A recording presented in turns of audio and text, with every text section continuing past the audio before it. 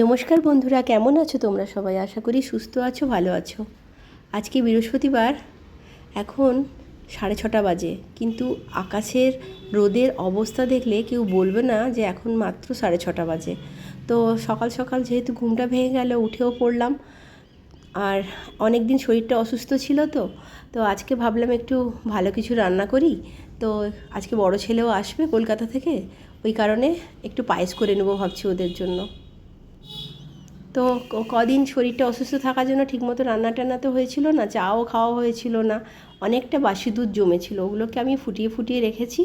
তো তাই পায়েসটা ভাবছি আজকে একটু করে নিই। তো প্যানে করে ঘি দিয়ে আমি 4টে এলাচ দিয়েছি, তারপরে কাজু দিয়েছি। কাজু দিয়ে ঘির উপরে কাজুটাকে ভেজে নিচ্ছি।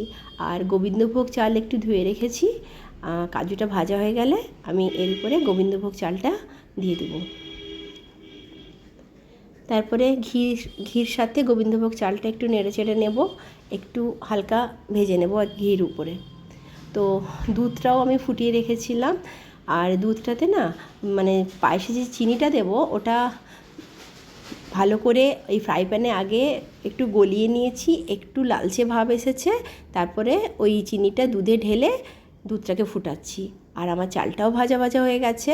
এরপর আমি চালটা দিয়ে দিব ওই দুধে, তারপরে হালকা আঁচে ফোটাতে থাকবো।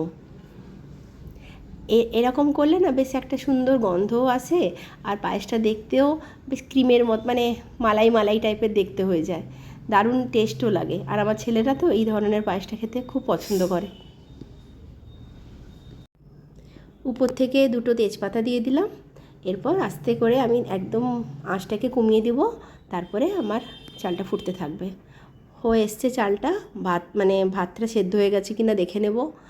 তো মনে হচ্ছে হয়ে গেছে। এবারে একদম হালকা আঁচে করে আমি হাতাটাকে ঘুরিয়ে ঘুরিয়ে আমাকে পায়েসটাকে নেড়ে নিতে হবে, নয়তো নিচের দিকে বসে যেতে পারে।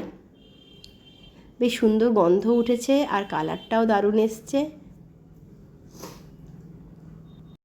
চালটাও সেদ্ধ হয়ে একদম ফাটা ফাটা হয়ে গেছে। আর এরকম একদম সাইডগুলোতেও দুধের সরগুলো বসে যাচ্ছে। আর স্টিলের হাঁড়িতে করাটা আমার উচিত হয়নি, কারণ স্টিলের হাঁড়িতে তো একটুতেই লেগে যায়। তো ওই জন্য আমি কন্টিনিউ হাতা চালাতে আছি। তো আমার পায়েস মোটামুটি রেডি। এরপর না নামিয়ে নিলে না আবার বেশি শক্ত হয়ে যাবে পায়েসটা।